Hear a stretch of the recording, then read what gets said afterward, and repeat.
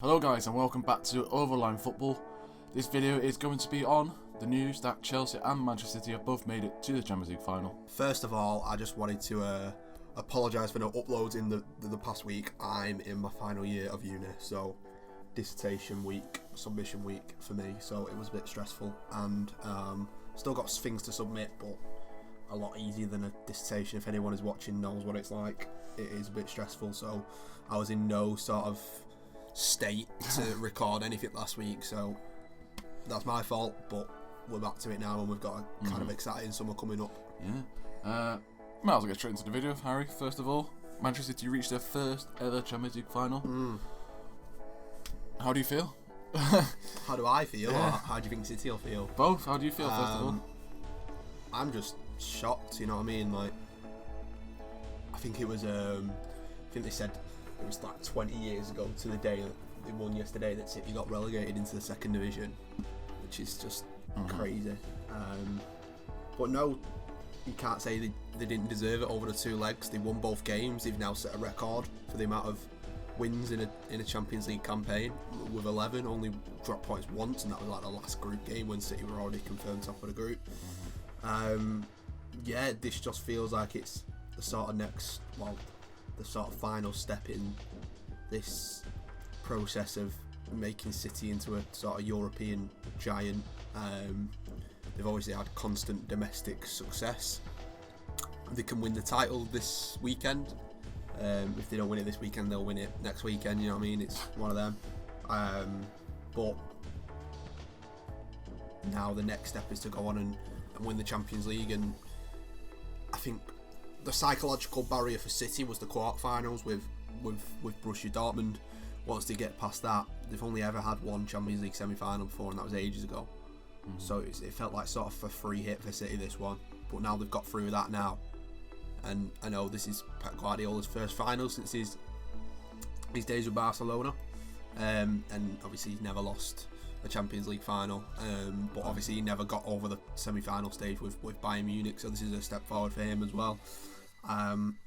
Nothing more than May 29th is going to be a massive day for Manchester City. If they can win their first ever Champions League, it just vindicates everything that the owners put in place. I know we've had the Super League stuff sort of souring a bit of the stuff for City fans over the last couple of weeks, but everything they've put in place and everything they said that they wanted to do could come true, and years of work of getting this manager, getting a set of players together that are capable enough of doing it is finally coming true.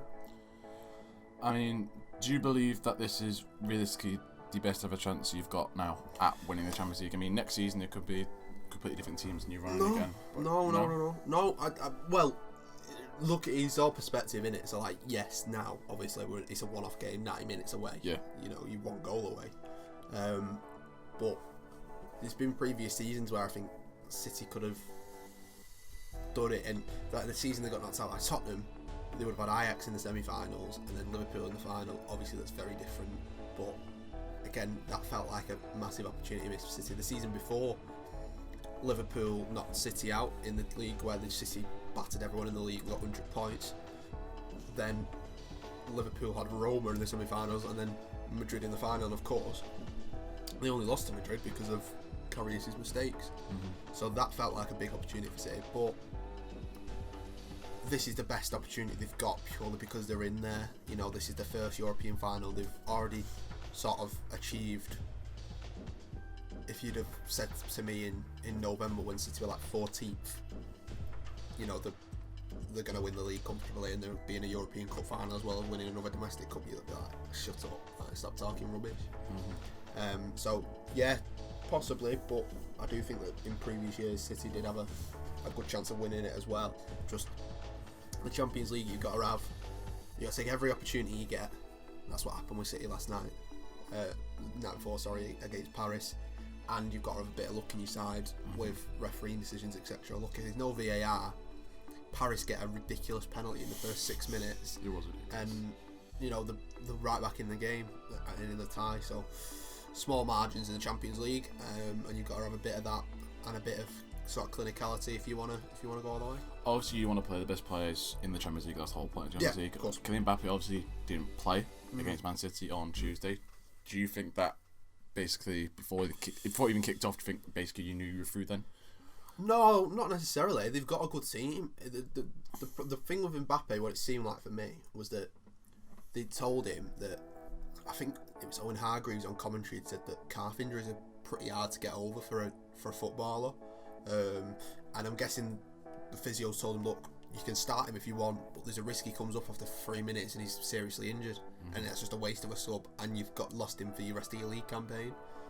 I think if Paris were needing 1 goal, Mbappe would have come on. Right. But when it got to the point where City, they needed 3, and then they got a man sent off, I think they didn't even risk Mbappe with the situation they've got in the league. So maybe, but the first leg he was very quiet, mainly due to City's defending, but as well he obviously, Bayern Munich and Barcelona still have a decent defenders in the ranks, and Mbappe toyed with both of them in both legs. I was more thinking in the first leg, Man City set a lot deeper in the first leg because they were very, very aware of Mbappe's pace, and I feel like in the second leg they played a lot further up the pitch, so they knew because there wasn't as much pace. Obviously, I'm not saying Neymar and Icardi, I didn't see Icardi touch the ball any time against Man City.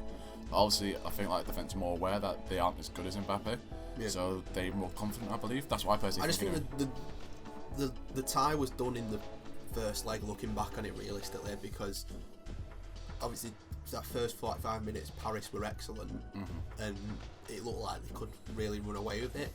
So even though the goal come from a set piece, which is crazy with all the great play they had there, the goal came from a set piece.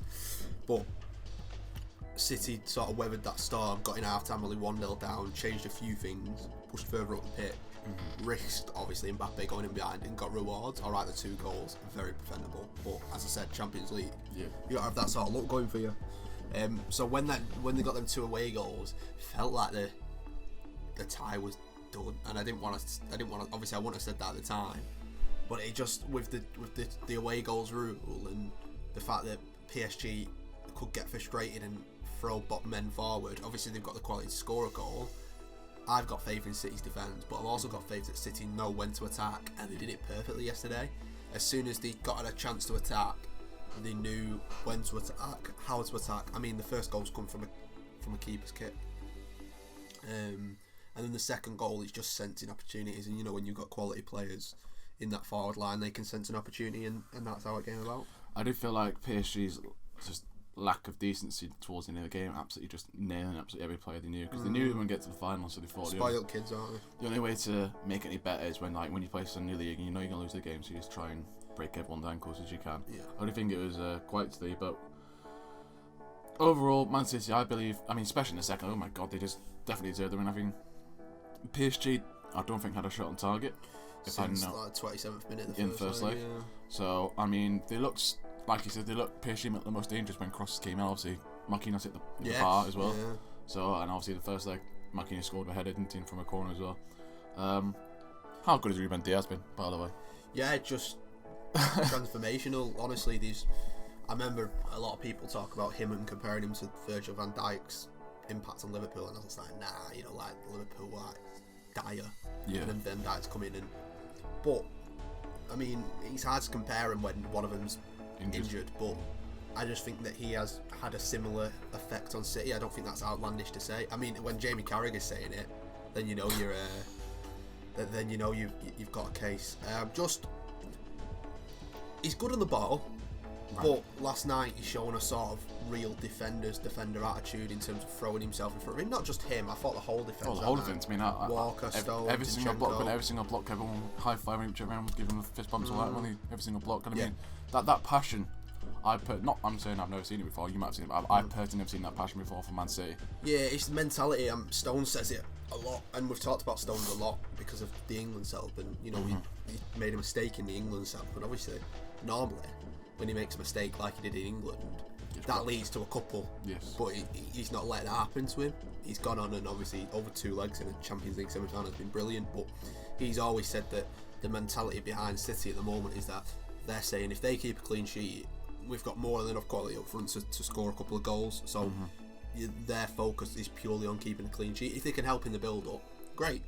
But at the moment in time, just keeping a clean sheet. And to be fair to them, they've now completely dominated in the space of a month. Harry Kane, Heung-min Son, Haaland, Mbappe and Neymar. So you can't really argue with that. They just need to do it for one game more. Speaking of Haaland and Mbappe, we said in our previous video, do you think Foden is better than both of them? Over those two legs, if you just watch Champions League football and watch those legs, Foden is possibly the best player in Europe. Looking at those two legs. He is threatening. I'm telling you, he's threatening to score one of the best ever Champions League goals every single time he had the ball. Yeah, he I don't know what it is, but sometimes you just laugh. It was the one in the middle of the park where he skipped past the player, then he scoops it over like Paredes and took like 6 PSG players out of the game, and you just laugh because you're like, you're just taking a piss. You're 20 years old, and you're just taking a piss out of these seasoned veterans that have had like 50 appearances in the Champions League and stuff.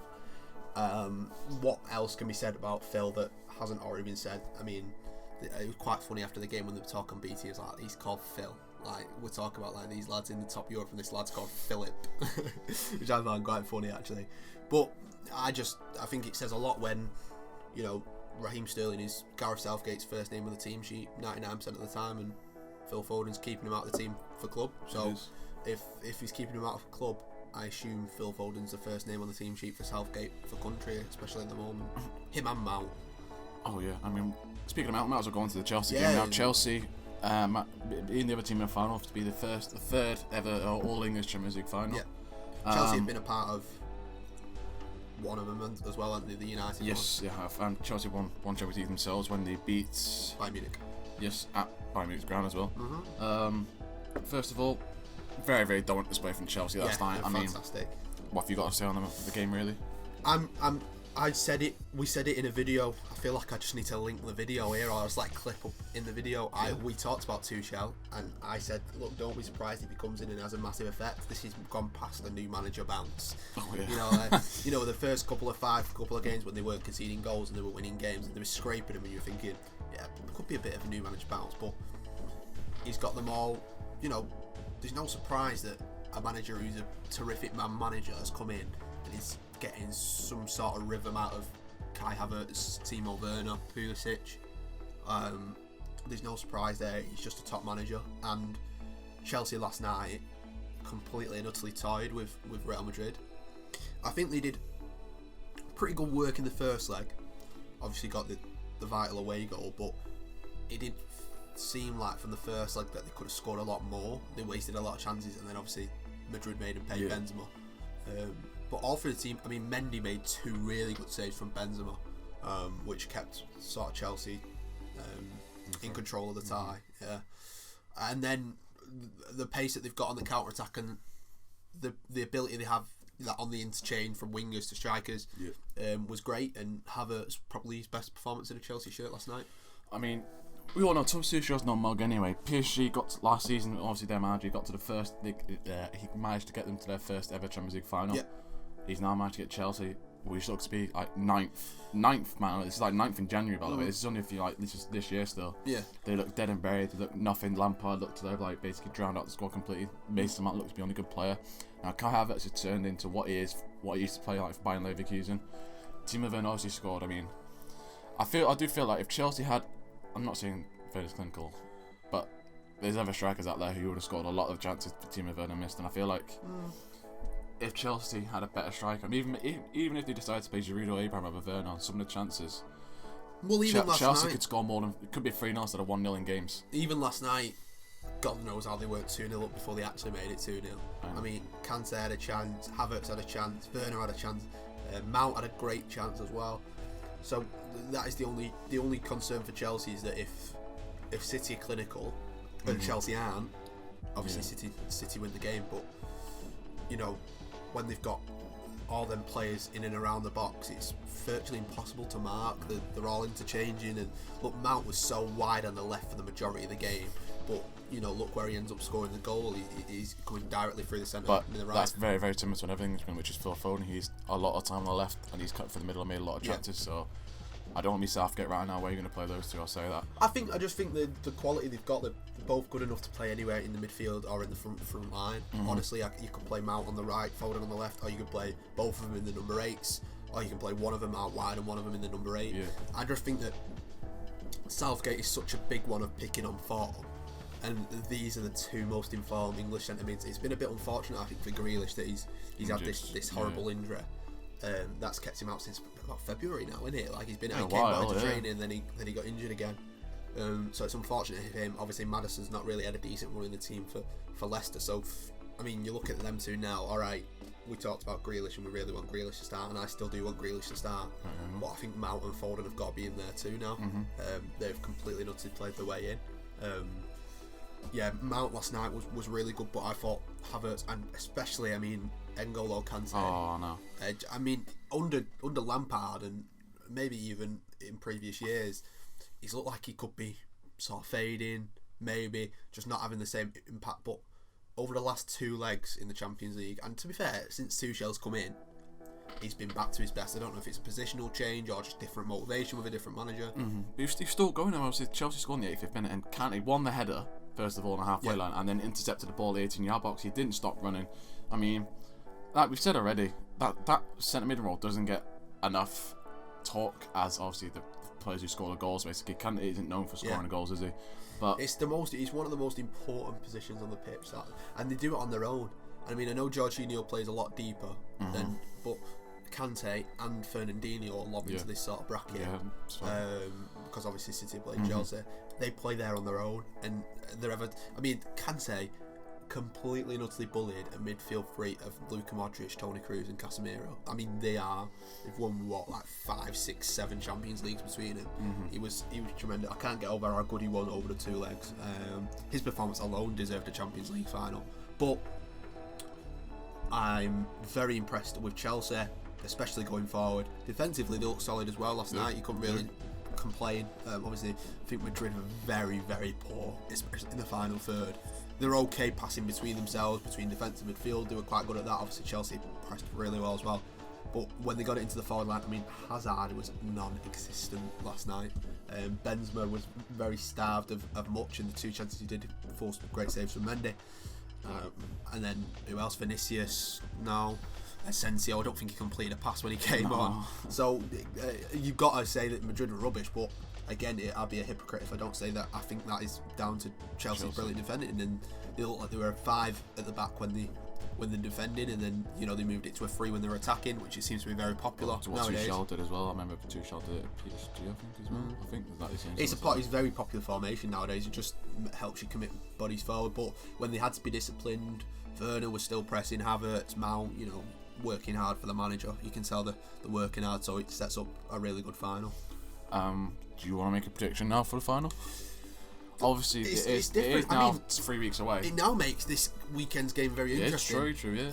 I don't know what's going to happen here, whether both managers will lay the cards on the table and be like, look, this is, City go with the strongest team, Chelsea go with the strongest team, or, both sets of players must be knackered. So I don't know if there'd be major changes. But I think we forget as well that the strength of the squads both have are ridiculous. I mean, Pulisic and Ziyech both coming off the bench for Chelsea yesterday. They've got Abraham Giroud didn't come on. Yep. Man City's bench, we all know Man City's bench. Everyone keeps on saying that they've got 400 million sat on the bench and stuff like that. But they joined the club for a reason. They joined Man City to win the league, and they are the best players in the league. And obviously, people say, Man City's bench could probably get top 4 as well, which is probably true. But it's because the Man City, they have the best squad in the league. Yeah. And no matter what, I do feel like, obviously, bar the FA Cup game, which obviously the FA Cup semi-final between Man City and Chelsea, I do feel like Man City will still beat Chelsea. The semi-final game was a weird one because three of the players that played against Paris in that second leg played. Diaz, De Bruyne and Gundogan. Okay. Yeah, Gundogan. Okay. And De Bruyne got injured. So it's going to be a completely different game. And obviously City were playing a lot of players that were out of form, trying to play them into form. I think that's one of the matches Pep will probably regret quite a lot because, if they'd have won that, you've got an FA Cup final against Leicester. You've wrapped up the Premier League, you've wrapped up the Carabao Cup, and you're in the Champions League final. I got the quad. I'm going to pose this question to you now. So, say you're a neutral fan, or say you're a Man United or Tottenham fan listening or watching, whatever you're doing. If you had the choice of winning the Champions League and the FA Cup, or the Premier League and the Carabao Cup, what would you rather do? I think it's different for people's That's circumstances. what I'm saying. So I think if you're Manchester United, I think they'd be more happy with a Premier League. Yeah. Because they've not won it in a while.